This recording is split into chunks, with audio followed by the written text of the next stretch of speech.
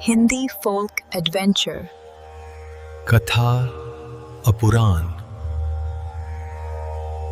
भगवान श्री शिव की लीला अपरंपार है। उनकी इस लीला को समझ पाना अत्यंत कठिन है। शिव शर्मा के साथ हुए उस बेमेल विवाह में भी एक संतुलन है। यह सुनकर अगस्त्य मुनि श्री कुमार जी से कहते हैं, हे प्रभु, मैं इस बात का अर्थ ठीक से समझ नहीं पाया। तब श्री कुमार जी कहते हैं, हे अगस्त्य मुनि, प्रारब्ध का फल कठोर होता है और विधि का विधान कोई टाल नहीं सकता। मनुष्य केवल चाहने से कुछ नहीं कर सकता, भाग्य में जो लिखा है वही भोगना पड़ता है। शिव शर्मा और गोमा ब्राह्मणी की शादी बाहर से देखने पर जितनी भी बेमेल लगे, यह गोमा को भोगना ही पड़ेगा, इसलिए इसमें संदेह मत करो। अब मैं आगे की कहानी बताता हूं, सुनते रहो। इस तरह वहां बसे हुए 10 वर्ष बिताने के बाद हृष्टपुष्ट शिव शर्मा को अपने घर की याद आई। उन्होंने शिव भट्ट और सती ब्राह्मणी से अपने घर लौटने की अनुमति मांगी, लेकिन शिव भट्ट ने समझाते हुए कहा, हमारे और कौन हैं? यह घर संपत्ति सब आपकी है। हमारी पुत्री ही हमारा भविष्य है, इसलिए यहां से जाने का विचार मत कीजिए। शिव शर्मा ने जिद करते हुए कहा, आपकी बात सही है, लेकिन मुझे एक बार अपने घर जाना है। मैं जल्दी लौट आऊंगा। यह सुनकर गोमा ने विनती की, हे स्वामी, या तो मत जाइए या मुझे भी साथ ले चलिए। मैं आपके बिना कैसे रह सकती हूं? तब शिव शर्मा ने समझाया, हे प्रिय, रास्ता काफी लंबा और कठिन है। जंगल और हिंसक जानवरों का डर है। तुमने कभी दुख नहीं सहा है और मेरी भी उम्र हो गई है, कोई तुम्हें नुकसान पहुंचा सकता है। इसलिए तुम यहीं रहो, मैं 2 महीने में वापस आ जाऊंगा। यह केवल भगवान श्री शिव की एक लीला थी। भाग्य का लिखा कौन मिटा सकता है? गोमा को उन वृद्ध ब्राह्मण के साथ जाना ही था।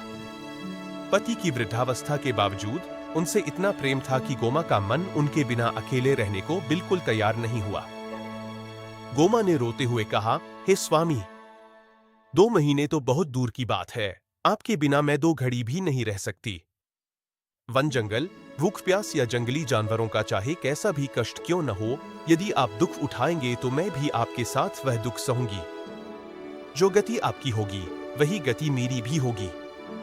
चाहे जो हो जाए, आपका साथ छोड़कर मैं यहां कदापि नहीं रहूंगी। हे अगस्त्य मुनि, पति के अत्यंत वृद्ध होने पर भी उनके प्रति गोमा का अगाध प्रेम सच में अद्भुत था। गोमा के मन में ऐसा गहरा प्रेम और विचार कैसे उत्पन्न हुआ? यह तो साक्षात श्री महादेव की ही एक अद्भुत और रहस्यमय लीला है।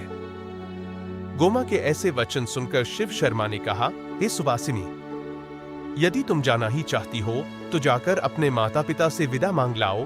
तब पति की आज्ञा पाकर गोमा अपने पिता के पास गई और बोली, मैं भी अपने स्वामी के साथ जाऊंगी, कृपया अब मुझे भी विदा दें। शिव भट्ट और सती ब्राह्मणी फूट फूट कर रोते हुए बोले, हे पुत्री गोमा, तुम ही हमारे बुढ़ापे का एकमात्र सहारा हो। यदि तुम चली गई तो बीमारी में हमें एक बूंद पानी देने वाला भी कोई नहीं बचेगा। जैसे श्री राम के बिना राजा दशरथ नहीं जी पाए, वैसे ही तुम्हारे बिना हम भी जीवित नहीं रह सकेंगे। हमें इस तरह अकेला छोड़कर मत जाओ। ब्राह्मण दंपति के हृदय से विरह फूट पड़ा और आंखों से अविरल अश्रु बहने लगे। परंतु भाग्य की लीला देखिए, इन आंसुओं का गोमा पर कोई प्रभाव न पड़ा। वृद्ध पति के प्रति उसका अगाध प्रेम माता पिता के इस विलाप पर भारी पड़ा। तब उन्होंने हार कर समझाया, हे गोमा, अपने पति को जाने दो, वे 2 महीने में लौट ही आएंगे। हे माता पिता, स्त्री का संपूर्ण तीर्थ, व्रत और धर्म उसके पति ही है। जिस दिन आपने मेरा हाथ उनके हाथ में सौंपा, उसी दिन से मैं उनकी अर्धांगिनी हो गई। मेरे पति वृद्ध और अशक्त हैं, मार्ग में उन्हें मेरे सहारे की आवश्यकता होगी। पति के बिना पत्नी का कोई अस्तित्व या सम्मान नहीं होता। इसलिए न तो मैं उन्हें अकेले जाने दूंगी और न ही स्वयं यहां रुकूंगी। घर का कार्य पूर्ण कर मैं उन्हें साथ लेकर शीघ्र लौट आऊंगी। अंततः पति के प्रेम ने माता पिता के मोह को जीत लिया। तो फिर जाओ पुत्री, यह कहकर शिव भट्ट दंपति ने रोते हुए वस्त्र, आभूषण और दहेज के साथ गोमा को डोली में बिठाया।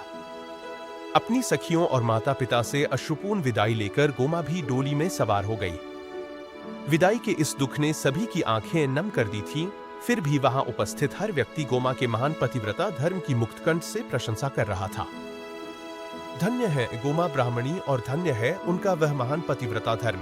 ऐसा कहते हुए अगस्त्य मुनि ने श्री कुमार जी को पुनः प्रणाम किया। Hindi folk adventure. कथा अपुराण।